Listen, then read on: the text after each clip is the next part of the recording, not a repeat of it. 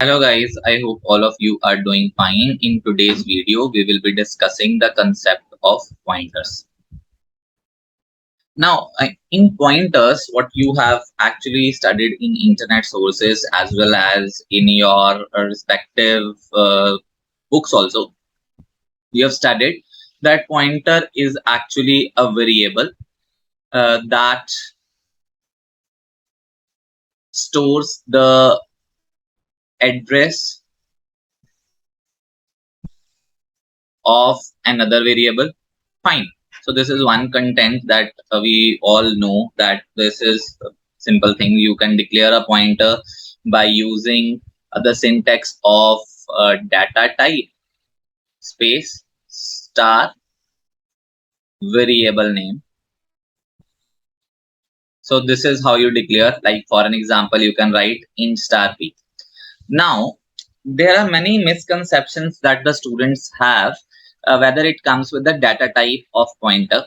Like for an example, students think that you have written int star p, so the data type of a pointer is integer. Or if you have written a character star p, so the data type of pointer is character. Means if universally integer is accepting 2 bytes, so this p will get 2 bytes. This p will get 1 byte because university character is of 1 byte. And again, right now it is dependent upon compiler to compiler. But as if now, what we are basically having, whatever data type we declare it with, or we are writing even float star p. So we think, yes, it is having 4 bytes. So it is a thinking, by the way, which is absolutely wrong, because pointer is something which is not an integer variable. It is not a character variable, and it is not a float variable.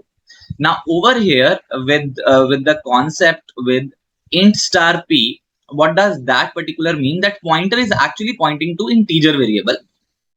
Float star p means p1, it is pointing to float variable. And if you have written character star p2, all p2 is actually pointing to character variable.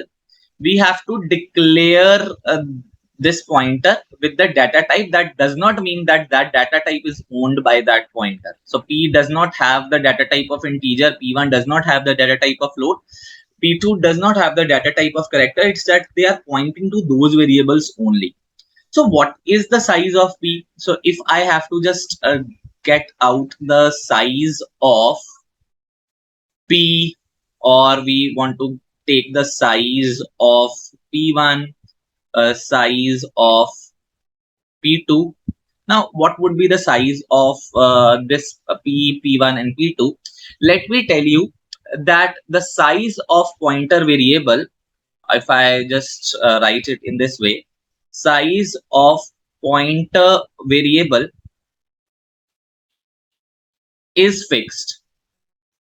And if universally integer is taking 2 bytes, if universally integer is taking 2 bytes, float is taking 4 bytes, and character is taking 1 byte, so the size of p1 and p2 would be 2, 2 and 2.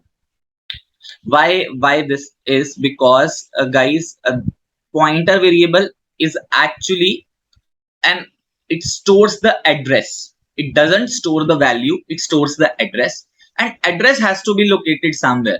Like if we declare int star p, it means we are declaring this particular variable and it will hold a memory allocation. So some memory must be given to this particular p. That means that the moment it is declared, a memory is reserved. The moment float star p1 is declared, the memory is reserved.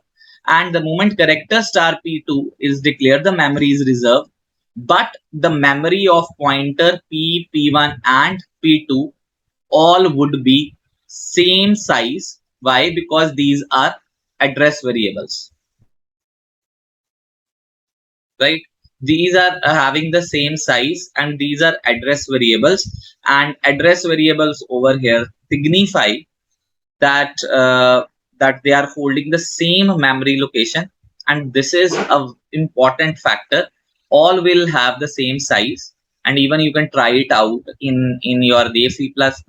If your compiler is giving integer as 8 bytes, so it will give 8 bytes to p1 and p2, provided they are pointing to integer character as well as float variables, right?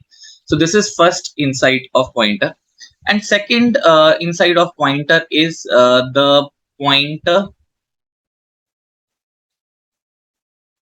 arithmetic. Pointer arithmetic says that just we'll take a clear example of int star p is storing the address of A, int star p1 is storing the address of B. So A value is 35 and B value is 50, right?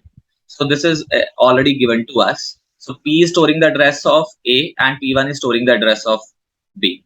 So guys, there are many things that you can do in pointer arithmetic. You can assign P1 is equal to star of P1 plus 20, right? You can provide the value to P1 as or P value to star of P1, or I would rather write like this: P is equal to P1. Now, what does this particular line mean? So I'll just calculate, and if I have to display the answer, if let's say if I have to display Cout star P star P1 A as well as B. Now, how will this entire question get solved? Very simple. We have this particular scenario. A value is 35, B value is 50, right? Now, the important point is A is being pointed by P and B is being pointed by P1, right? So A is pointing to B is pointing to A and P1 is pointing to B. Now what you are doing, you are writing star of P1 is equal to star of P1 plus 20. It means star of P1 will get star of P1, means where P1 is pointing. P1 is actually pointing to 50. So I will write 50 plus 20, that becomes 70. So it means now actually your star of P1 is 70. It means your P1 is actually pointing to